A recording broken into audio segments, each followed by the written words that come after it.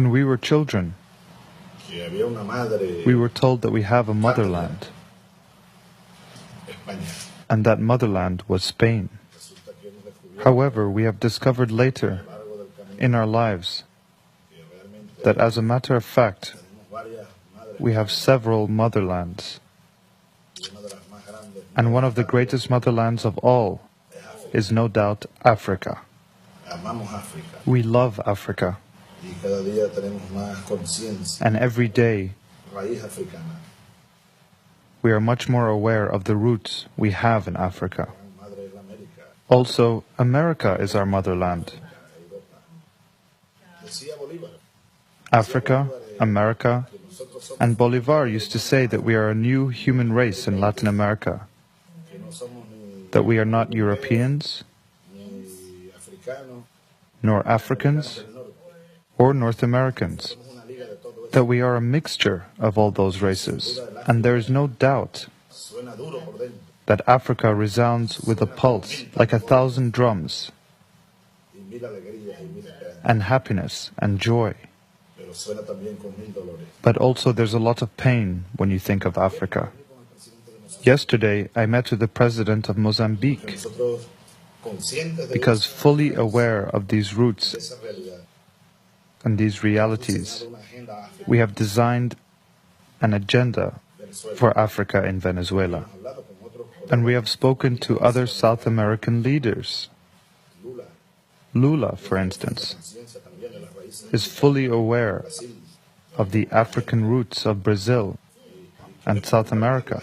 And I want to share the African agenda with other leaders in South America. But Venezuela has also its own African agenda. In the case of Mozambique, the life expectancy in Mozambique is 38 years old and going down, because AIDS is causing havoc in the population. It's terrible. It's a tragedy. It's 1 million Katrinas hitting this country. The president of Mozambique told me the number of children, orphan children,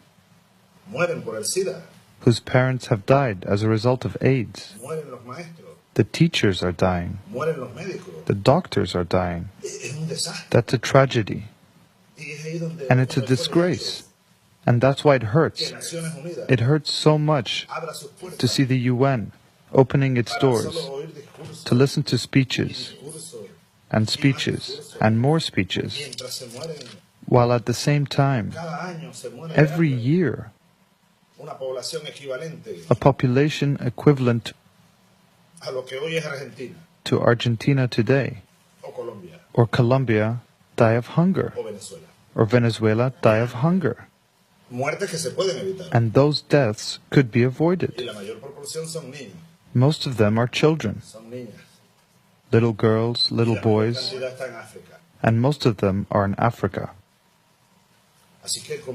So, we need like a shaking of the world, to shake up the world.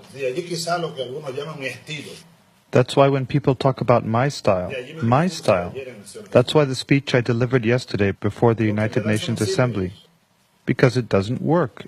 It's not working. If we reduced the military expenses in 10% of the world, we would have enough money to save millions of lives in this world. In Venezuela, with the little resources, few resources, we have initiated a program to bring food to feed the poor people in Venezuela. And we are covering today 15 million people in Venezuela receiving this food distribution and assistance. And most of them receive this food for free, and others a percentage. They have to pay only 50% of the total amount for the food they eat.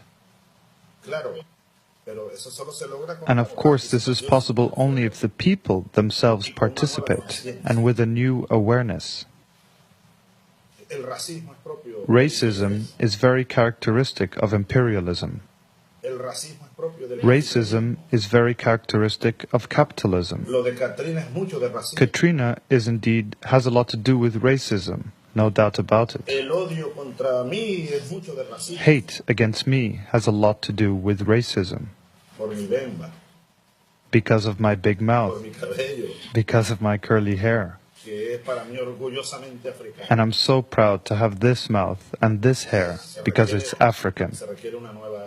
So we need a new morality, a new ethic at this point. And from my Christian point of view, we need a revolution of the ethic.